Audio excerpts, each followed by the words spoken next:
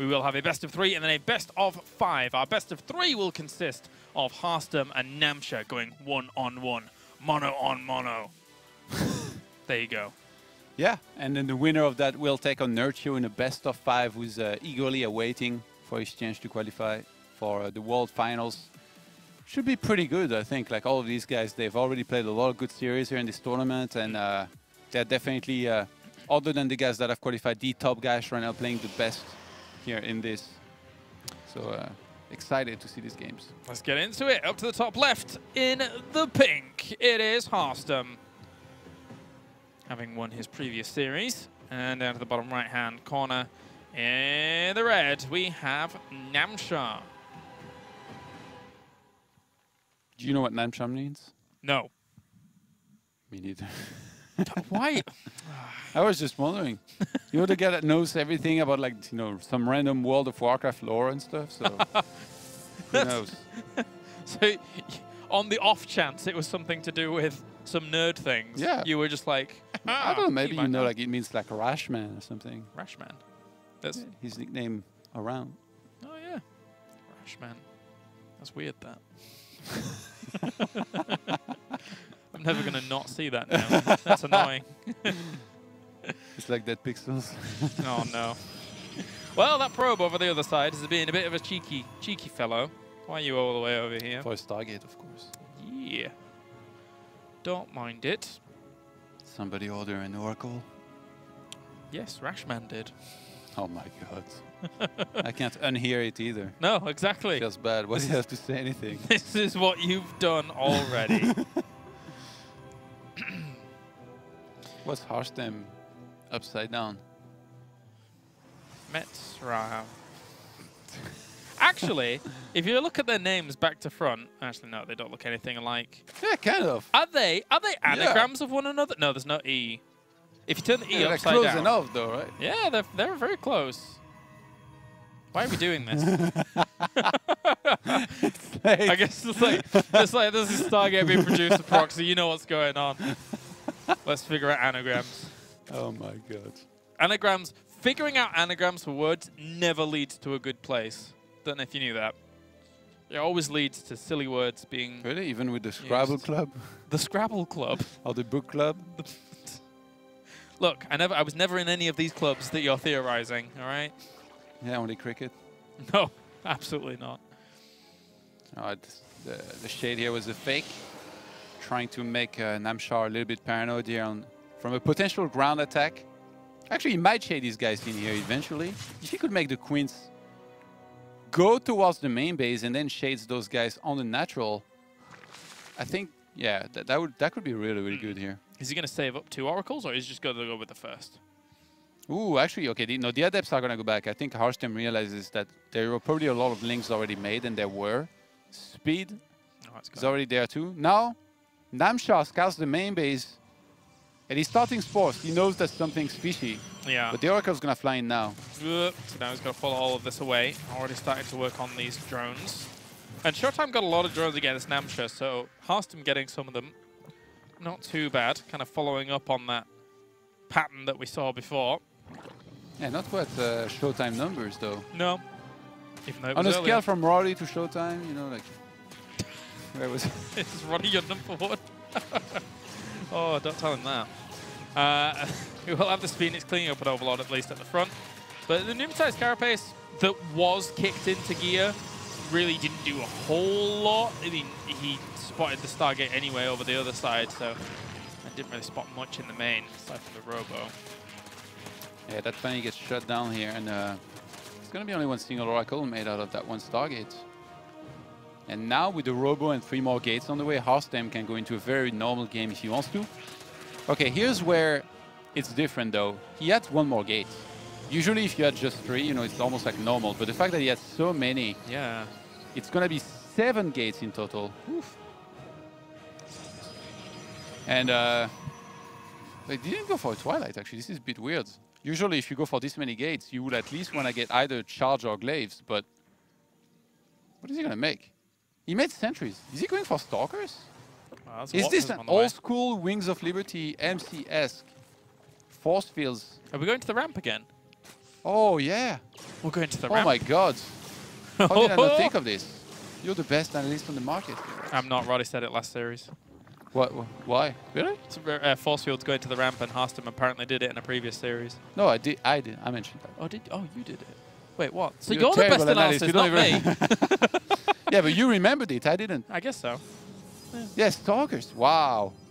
We don't really get to see this kind of build very often. And I don't think he's going to be the ramp, actually. Did that Link just spot everything? Yes, but... Or was it already spotted? Namshar already made 56 runs, or 55. So now, obviously, he starts making units. But those sentries, they've been building up on energy. Oh my God, that overload, by the way. You can't lose that. No! Oh! So he loses one there. He's going to lose one on the right-hand side. It's almost He's going to supply block him in a bit. But I guess by then he will already have made units. He frees kind of some supply by getting some spine crawlers. Force fields are going to be key. They either win or lose the game. Oh my God, he wasted. That was a double wave. He wasted 2. Yeah. You don't need to double. You don't need to double down on the force field. That's right, at this point. He's going to throw out more force fields here. There's still a lot of banelings available. He's trying to get into position. Oh, Stasis! Oh my God, a giant force field? What? Oh my God. That is so sick. What is this? Not only are they are trapped here, they prevent units from going through right now. This is the Twilight Zone, Todd. What on earth? Oh my God. Oh, Todd, it's beautiful. That is... He's going to trap them now as well. He's going to kill him. The force fields have been on point after the first wave. This base is dead, and now he can quite easily just separate all of this up if he wants to, continue to fight, warp in more. Harstem, the stasis ward of the century. Wow, that was so sick right there. After that first wave of force field, I was like, oh my God, is he going to butcher it? But no, Harstem lands a perfect stasis ward. The queens were not ready. Namshar didn't notice it, and that trapped a lot of his army. He couldn't engage for the longest time. Even without that, he might have been in trouble. But that was really like the cherry on top of the cake. That was right. That was the stasis ward on top of the force fields on the Protoss cake. The pièce de résistance. There we go. That was nice. That was nice. One game away from moving on to a qualifying match is Harstem here after what came as just kind of a blip of a build, and then poof. Yeah. That was beautiful. I like that about Harstem. A little bit of a throwback build order, you know, like you play standard too often and players are they're going to get the most practice against that, right? Like you could go for Showtime build every game, but it's very hard to do it as well as him. And guys like Namshar, they will have played against that style so many times that they should be pretty good against it. You throw in one build like that where he not only hit the Stargate, but then the follow-up was kind of well hidden too. You're surprising the Zerg, you're getting a map win, you're throwing him off his game. All the momentum is yours. Yep. This is only a best of 3 as well. So Harstem now 1 map away from making it to the qualifying match where he will go up against Nurtio. Yeah, really cool stuff to see out of Harstem there to begin this series. Namshar's got to be scratching his head a little bit at that and thinking, well, I know exactly what you did. I got a bit unfortunate in some of those situations. But you again, scratch yourself though if you get a rash. I suppose, yeah. Rash man, yeah. Oh no. And I think that, as you said, even if that Queen Stasis Ward thing hadn't have happened, there was probably still a lot of force fields there to be able to deal with it anyway. But it would have been like a better chance, obviously. Like those 3 queens blocking everything, that was actually pretty insane. And losing a lot of DPS during it as well. Those spines finished just a little too late too. Yeah, on the back of the mineral line. Yeah. If they had all been done by the time Harstem moved in, maybe he could have targeted the sentries with the spines. And if he took out a few of them, then all of a sudden this rush against pure links and pains without force fields is like actually trash, you know, like you actually crush it. But in this case, worked out pretty well. Harstem with a lot of reinforcements thanks to his 7 gates. Came in from a good angle too, because sometimes you can be in a situation as a Zerg where trying to go for a wraparound on that army and coming in from 2 sides is very, very beneficial to you. But it's so far around to do that on that location. I couldn't possibly do that, Yeah, very difficult. So we're just waiting for game 2 whilst we get things going. How are you doing? How am I doing? Doing all right, yeah. I've seen some crazy games today. I'm not doing too bad. Been in Poland for a while. Yeah. You're enjoying yourself, aren't you? Yeah, it's been a nice time here in Poland. I've eaten a million pierogi. It's been good. And let's get into it. Game number 2, up to the top left. In the red, it is Namshar. And down to the bottom right, in the pink, one game away from a qualifying match. It is Harstem. It's easier, some say. Yeah, some say. You know, I never knew this until sort of recently, but pierogi is the plural. So oftentimes when we've come to Poland, Katowice, and Warsaw and Krakow in the past, when I've said pierogis, I'm saying plural, which is the stupidest thing. So how do you say it, not plural? I don't know. Oh, that's a good question. I don't know. Yeah, what the hell? What's one Pop in pierogi? your head, yeah. Pirog. Wow. There you go. Mind blown. Exactly. But then again, who goes into a restaurant and says, "Can I have a pirog, please?" Well, now that, I can say it, me. You're like, well, I'm on a bit of a diet right now. I'll have one. Pierogies are pretty good. Yeah. You just did it. You said pierogies. Oh, yeah. Oh, my God. I'm talking English, okay? Yeah. All right, well, let's begun for Harstem down at the bottom here on Catalyst. I want to see some more tricks. I want to see some more shenanigans. I think he could get away with it. He made that one look good. Yeah. The thing is, if you play that aggressive in game 1, it's really going to put your opponent on notice for game 2. Yeah. So you can expect Namshar to be more ready if there were a timing headed his way. Then again, like, you could always sell a build order, right? Like, you take the appropriate steps, you hide it well enough. It's still very hard. Yeah. At the end of the day, StarCraft is still a game of incomplete information from which you need to deduce what you think the opponent's doing. So then you can adapt to it. Deduce. I like that word. Yeah. It's good. Keep going. You were going to say something else. No, that was it. Oh, okay, good. Go ahead. Yeah. Well, these. What is wrong with you? Don't know.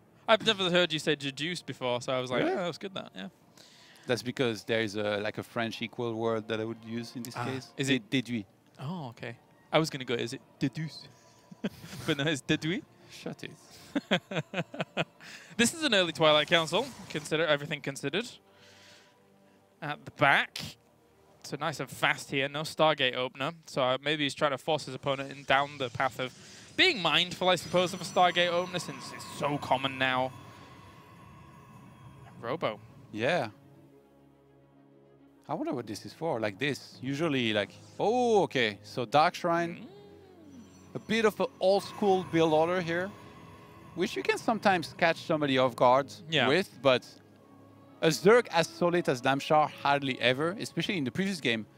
Namshar was on top of his initial scouting. It was the follow-up scout that was missing to see all these gateways. But the initial scout was there. Like, he actually even went pneumatized Carapace, remember? He saw the Stargate.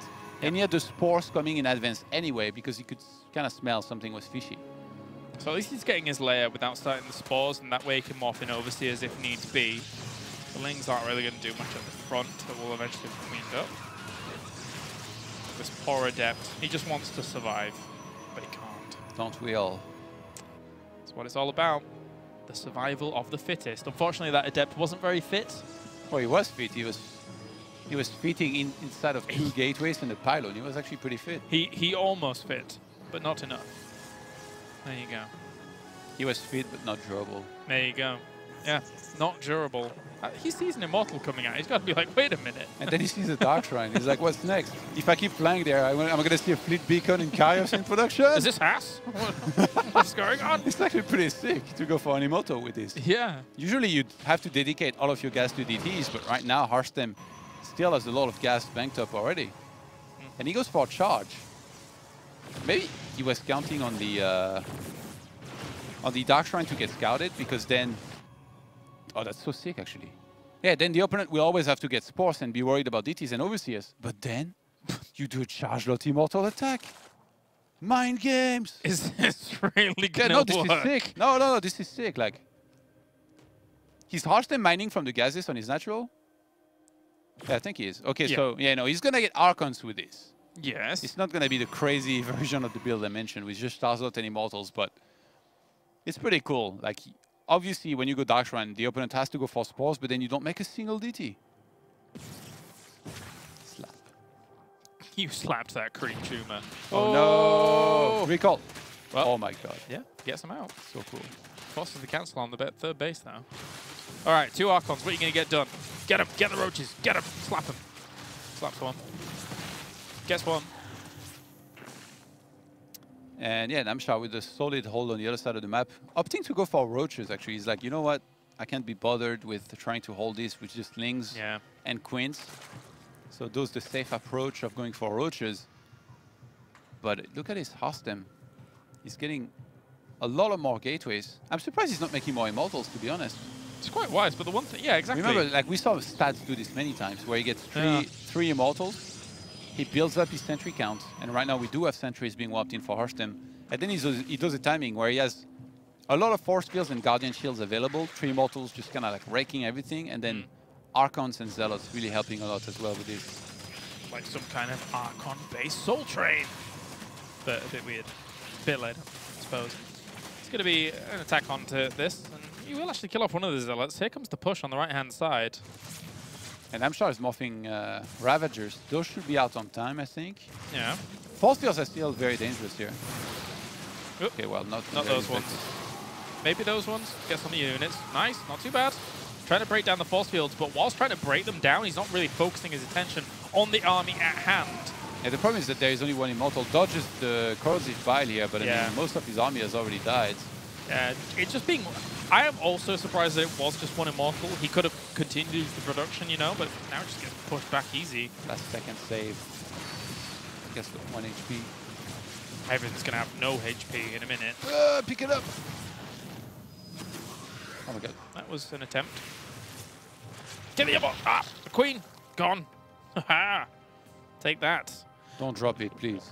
But now the supply, Todd. Oh, yes. Yes? Now you're talking my language. Todd, look just to the south of the screen. Ah, yeah. Well, what is there to see there? What am I looking at? It's soupy. It's not looking good for Harstem, I'll tell you that. 84 to 138. Obviously, somebody making roaches will always have a lot more. And I think Namshar might be able to identify that he kills so much here that with a good Roach Hydra counter-attack, he might be able to close things out here in map number 2. Yeah. Yeah, he's sitting pretty right now. Across the 4 base, that really didn't do too much, that push at all from Harstem. It was extremely lackluster, and now what is he sitting on? He's sitting on 6 sentries back at home. Now he's going to try and get some drones, but 10 behind. Army supply behind. Everything behind. Yeah, Namshar is just making sure he can secure that 4th base and finally chase that prism away. And then I really think that a counter-attack here just supposedly does it for him. Kills. Yeah. He has too much. That prism is trying to make it out of there.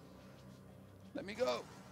That's a lot of sentries, though. Oh my god, I haven't seen this many sentries since MC won the GSL back in the day. Like, this is more sentries than you usually ever see in a game of StarCraft II, especially on Legacy of the Void. Yeah. Where Ravagers actually break these bad boys, but Harstem is hoping to somehow trap something. Hey, there's only 2 Ravagers. How is he supposed to break every force field? Yeah, there it is. I mean, if the force fields don't land too bad at all, like he pulls his Zealots back. He needed more, though. He didn't catch enough, I think. Yeah. Well, he's going to try. He is going to try and hold on here. He's on the hunt. He is hashtag on the hunt. I wonder, though, if Namshar is overestimating what Harstem has. This is still a strong force with that many force fields. But I think, okay, he saw that there is so many sentries and Zealots. He's like, you know what? If I get like 5 lurkers, there is no way you can beat my army. Yeah, so I think he might just want to transition instead of taking the risk of losing another Wings of Liberty game against mass sentries. That would be not the best, especially since there's hallucinations in the mix as well. He's down 1 game as well. There's no room for mistakes here for Namshar. We already saw 1 Idra leave in Cheesedelphia prior, but let's see if Harstem's going to bait one out of Namshar. Probably not.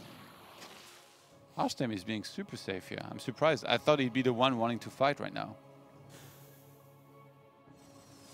He's maxed out. Could quite easily go for the fight by the looks of things. I guess he's still just waiting for that lurker den. He wants the good engagements, that's the thing. Yeah. Knock, knock. Who's there? Roach Hydra Ravager! There wasn't...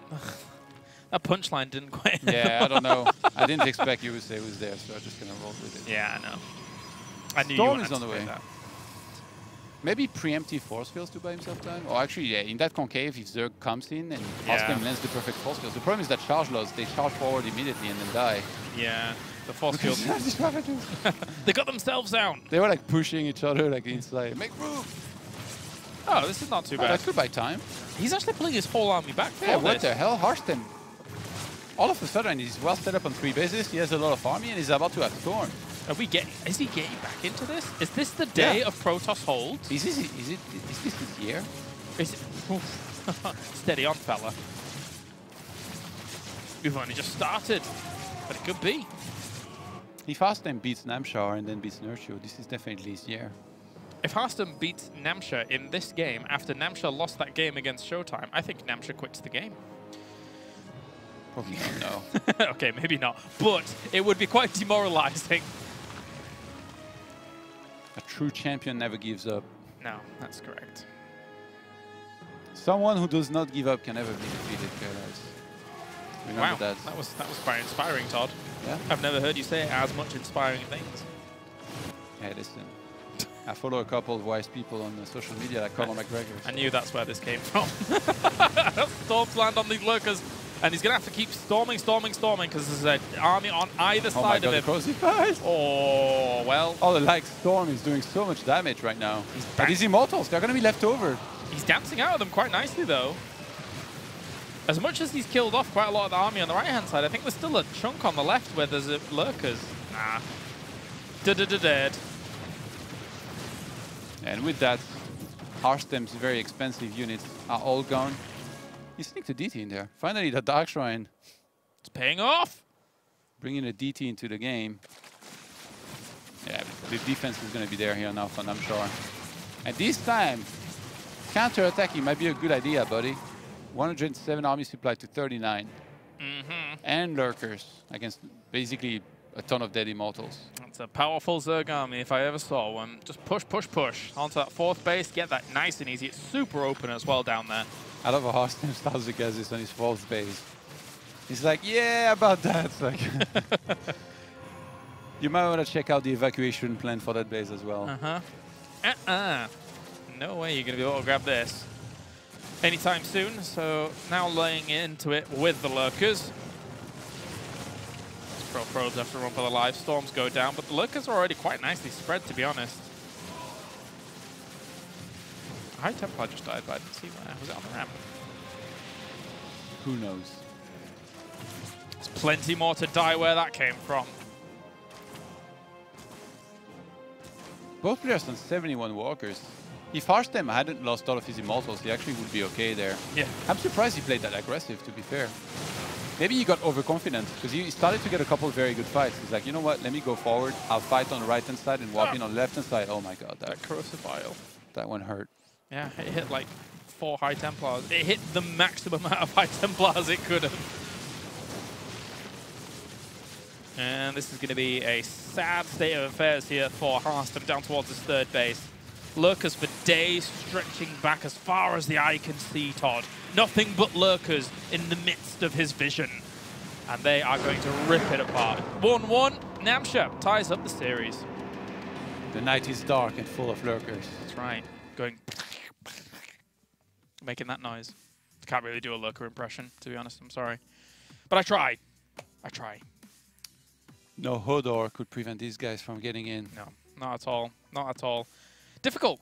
Yeah, I'm surprised that Harstem went for the counter like this. Sometimes you get overconfident for just 1 second. And the fight is really weird. It's really like a fight where you're looking at it, but for the longest time, you can't really tell whether you're doing that well or not. And you can't even recall mid-fight there. Like, you know, obviously recall is very good, but the moment you move across the map and you take the fight that Harstem took with his main chunk of his army, you're either going to win it and you'll be in a great spot and you've won the game, or you lose it and then you've pretty much lost. So it's weird to take the decision of going across the map. I guess there was a hive on the way, and that's probably what scared him. Like, he saw the hive, he's like, okay, I can't let him get to hive and have the good economy that he has, otherwise I'm dead. So he chose to be very aggressive. But I think if he had waited slightly more, gotten maybe a couple more Archons and charge lots, he could have made a world of difference. But I mean, obviously it's easy to say here from the casting desk, you know. Yeah, it makes sense. It makes sense. Black-Pink's going to be our next map between these two. What do you prefer, black or pink? Black. Yes. You don't wear a whole lot of black, though. No, I used to. A lot. It used to be my entire when you were in wardrobe. that heavy metal guitar period. No, you play what? The drums. Yeah. That's right. I had to do the motion and everything, of course. Yeah, no. I mean, even a lot of my shirts now, like I don't wear a black still. Was your hair dyed? No. Okay. I was always, actually, like my hair was quite blonde until I became a ginger. It was a transitionary period. It was I like thought you dyed your hair, like to go along with your tattoos. Where did they come Just from? kidding. I didn't know I had those. Yeah.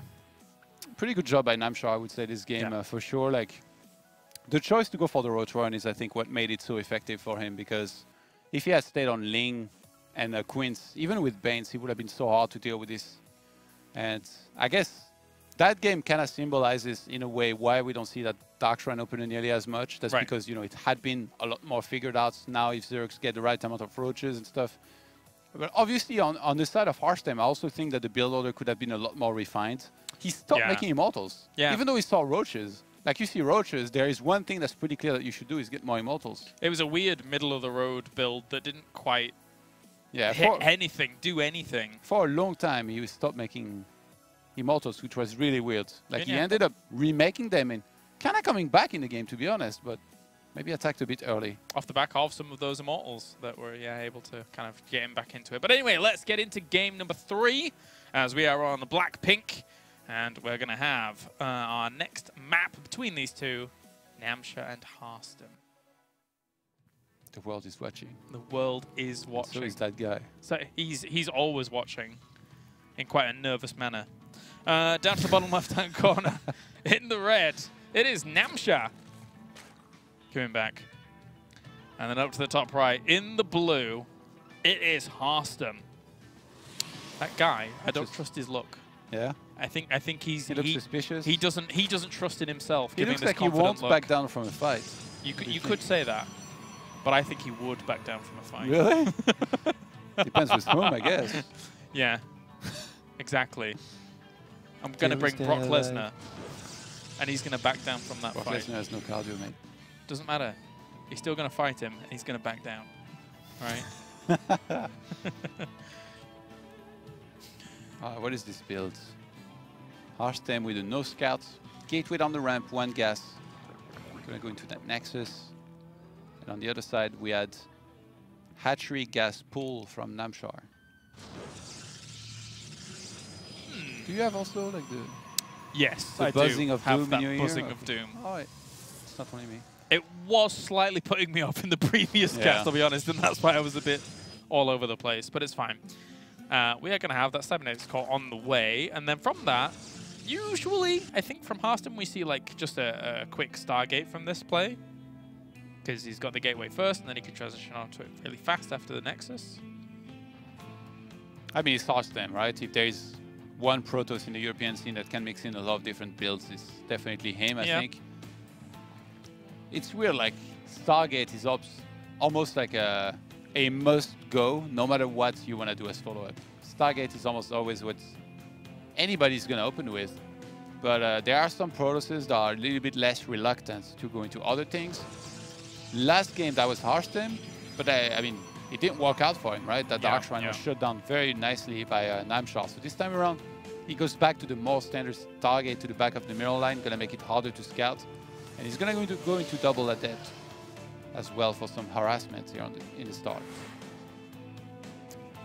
Ling's just patrolling around at the front as well, looking about, seeing what they can find themselves, as we can't really find too much on the map. Maybe see this adept at the front, with the second one coming out, actually. So a little bit of poking pressure. And chrono boosted as well. Yeah. Wants to get out there nice and fast with that. See what we can get done.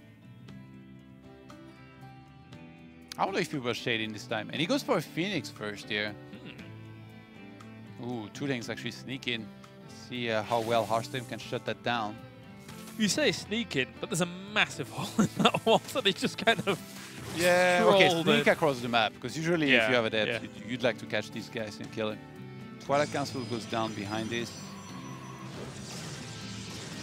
Now he sees one Phoenix. There's always the question of what's going to follow this. Do I actually need Force? And then it's so half-assed. Like, you almost always have to go for Sport, right? Yeah. You can't allow Protoss to fly an Oracle into your middle line, start killing drones. A couple Zergs would take the gamble, you know? Like, somebody like True, he would just make like one extra queen and be like, oh yeah, I'm going to try to spot the Oracle and just defend it with queens. I really feel like he'd want these links to get in, or at least one of them, because he has no pneumatized carapace, so he can't see towards the back. Of course he knows that a Stargate's the thing, but then from there, he doesn't 100% know what's going on. That's 5 gateways extra with glaives. And he killed the Overlord in a natural that's basically going to prevent it from checking the gases there. And if those gases are not being taken, and you're getting a lot of additional gates, and Zerg doesn't know, it's going to be very hard for them to get enough units. I wonder if Namshar tried to scout with the links actually for those gases at the natural, because I saw him kind of running around, but right now he's not anymore. Yeah, the links are dead across the map right now.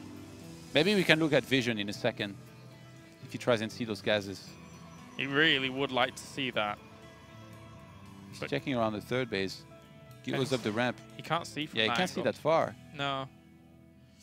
He starts one drone and links. I mean, the Baneling Nest signifies that he's sort of covering every potential. He's going to have links at the front. He sees that the third base is going to be taken. He made 5 Overlords. And he starts drones. Maybe he feels safe with the amount of Banelings that he knows he's going to be able to get anyway. Yeah. So that maybe is like safety trigger to basically go for a couple Banelings and then say, well, I could make a lot more links and Banes in case you attack. So for now, I'm just going to drone up a bit more. Hydroden down as well. Powerful stuff. So many attempts, though. Centrifugal Hook started. And as soon as he saw this little move out, 5 Banelings on the way. He sees the pylon. It's going to be more than that. The Spine also even can buy quite a bit of time. I thought it was a pylon being made. It's just the Oracle on the minimap. It's silly. Okay, Namshar needs to hold this convincingly here if he wants to have a good chance at winning this game. Stacy Squad is going to be triggered here. Not really getting much. There are so many Banelings here with this. I think Harstem might have to cancel the Shades here. Yeah, he cancels it. It could have been exploded right on top of them, but that would have been deadly. Needs to separate these up a little bit. Stasis Squad on the top of the ramp. He might pull all this all the way back and try and pull some Banelings into that Stasis Squad. Yeah, but I think Namshar will not follow him. Yeah. Namshar knows better. Like, he's not going to get chip-baited here. It's a fair assessment. Baneling's not going to go off creep. The fact that one Stasis Squad already detonated as well, now Namshar is on high alert. You know, it's like Baneling, burrowed Banelings, right? Like, if you get hit by one, you're going to be scanning all over the place. I think one Ling triggered it. And that was it, so. Especially after what happened first game. Yeah. He does not want a thing to do with Stasis Squads anymore. Not at all. These Lings and Banelings now just solidified themselves a good spot. It's 49 workers to 49 workers with the third base now up and running here for Harstem.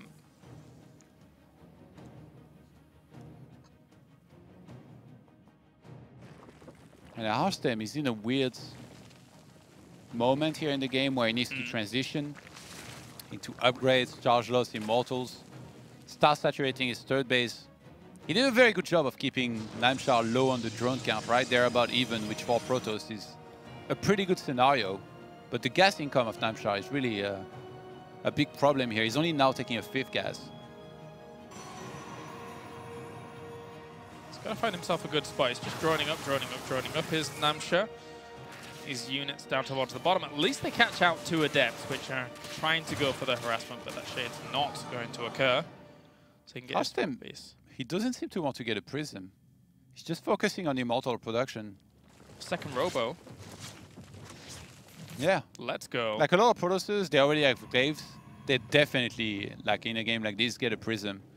Even if you drop one time and you get 6 drones and then you get out, it's been worth it. The thing is, against a good Zerg that's already got potentially some Hydralisks, it's very risky to do that. Because if you drop it, and then you lose your Prism and your units, then you've lost very important units that you will need later. So going for melee and range at the moment now. As we will have the space set up and good to go eventually, but Link instantly spots that, so there could be some run buys heading up there in a moment's time. There's the Warp Prism being produced. Trying to force field. Ooh. Where's the donuts? I was going to say. Where's the guy playing with the pad? Where's the storms afterwards and the sunglasses? These are the things we must know, Harstem. I love that gift, by the way. It's one of the best gifts ever for StarCraft, I think. Oh! Oh! Oh my god. Those are really well-placed force fields. He's just gonna recall. I mean, he should be scared of the army, to be honest. Like, that army of Harstem is like glass cannon compared to those railings. It would die instantly. I guess he's gonna preserve that for now. Hive going down, And, halfway done. Harstem's happy with the supply here, to be honest. Like, the more Archons and Immortals he can assemble, the better his army is gonna get against what Namshar has. Yeah. And then, whenever he gets close to, like, 170, 180 supply, if Harstem attacks with a lot of High Templars, there is almost nothing Namshar should be able to do to hold it. Lurkers will be the one unit that can give him some hope in those fights, but there is no sign of Lurkers here as far as I can tell here in this game. No, not just yet. With that Hive morphing in, getting the melee upgrades and the ranged here for them means that we can have a lot of power behind the Hydralisks as well as the Lings and Banes. And then from there transition onto whatever he wants from that Hive. I guess Namshar doesn't have an incredible amount of gas. Even though his gas income got a lot better when he reached 7 and 8 gas. Yeah. Oh, Pneumatized Carapace might hint that he might want to drop some Banelings Oh, he does have on top of the look middle there. lines. Oh, man, those Lurkers that he's gonna get, they're gonna burrow so fast. He's getting the upgrade! Yeah, man. It's so sick, it's instantaneous. It's a blink on the ground, if you will. It is. There you go. That's how fast it is. Don't blink because you'll miss it. That's how fast it is. We'll have these Hydralisks not really doing too much at the main. And eventually cleaning up the Zealots. Big push on the right-hand side here, though, Todd. Oh, if he gets force fields here, Oh my that would god. be sick. Oh, he was on move command. Oh my god. Okay, those weren't the force fields I wanted. But still, it was enough. Yeah, a lot of the shields were lost here on those Immortals, but there's so many High Templars ready to storm anyway. Yep. It's a dead base down towards the bottom. Oh my god. Lurkers trying to buy some time, but they get stormed big time. These Immortals are cleaning up and they snipe a very important 5th base. Now it's 4 base against 4. Taunts never end there. Here come more Zealots to reinforce down towards the bottom. I think there's a Warp Prism still available. Is that a Warp Prism? Yeah, it is. So you can warp in here and continue on this pressure. Namshar might just be dead. He's trying to hold on there, but he lost so much already. It's funny, it's just Immortals and High Templars, that's it. Yeah. No Archons, no Zealots. What's warping in? It's a lot of High Templars, no? Just morphing in the Archons. Let's go. Let's go, champ. Let's go, champ. Chill, champ, chill. Storms! Well, they do enough. I mean, where's the Lurkers? He lost all of them. Yeah, like they're one by all one. dead. He didn't have enough of them. 2 more are morphing in, but they're really far away at the moment. This is not the best situation here for Namshar to be in at all. There was Zealots just kind of caught behind the army, as well as Archons caught behind the army, so really didn't do much damage. Those 2 Lurkers burrowed very fast. Yeah, and Harstem is so comfortable behind Ace. He's added on the 2nd Stargate. He's getting a mothership. He could very easily go into carriers. And he gets the 5th base going before the Zerg even can do that. Sending in the wave of Zealots extra to just keep harassing now. Namshar's down in supply quite heavily in terms of the army, and he's just hoping and pitting a lot of his hopes on those Lurkers being able to hold for quite a significant amount of time here whilst he remaxes. I don't think it's going to be enough. Ooh, he sees it. Revelation. He's actually going to engage into this. Doesn't have that many Lurkers storms. are being covered well enough. Yeah, no storms to be able to rip through this area. That one Immortal gave up on life. Leave me behind. I'll buy as much time as I can. They were like, well, John, I mean, we could just walk up this ramp and be safe. He's like, no! I'm staying! You go on without me. Okay, John. Speaking of his friend, he's gone as well. And there's still a little bit of energy banking up on these High Templars. 6 Lurkers now. Namshar is doing a good job of staying alive, but Yeah. you need more than that here. You need transitionary methods whilst the carriers are coming out on the other side. Yeah, which he has no idea about. Even the mothership, is going to be pretty bad news. Yeah. Getting some overseers, had it on. But Some good upgrades, though. +3 melee and +3 missile starting. yeah. Really focuses on the offensive capabilities of his units. No carapace to speak of, and we've seen them do that quite a bit, actually, during this qualifier. He's actually starting to reach a ridiculous amount of Lurkers. Yeah, how many are we on? I think there's like 11 already morphed in and 2 more on the way. 10. Sorry. That was close. Damn, can we get Roddy back on the desk? This guy's just too inaccurate.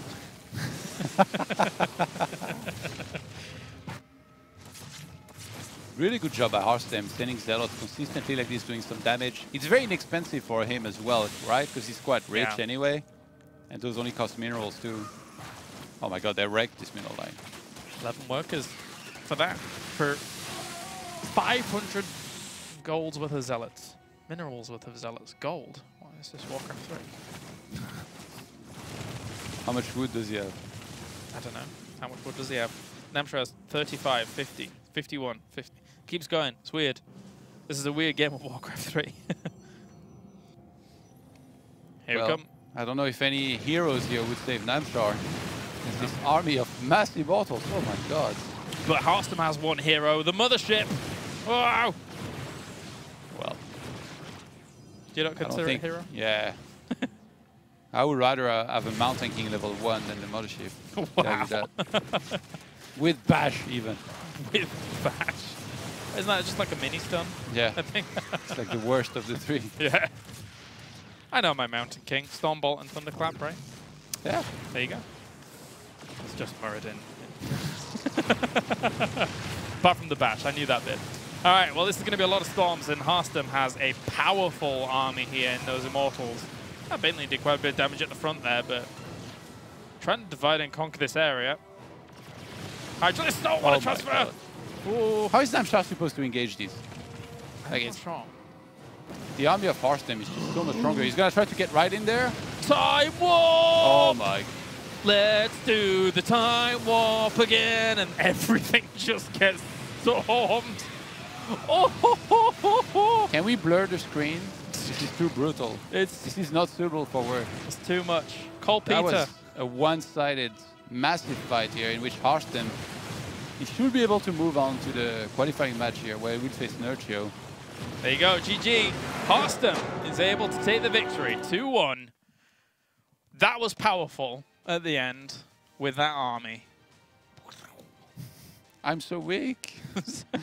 Unlimited power. Those were so many storms.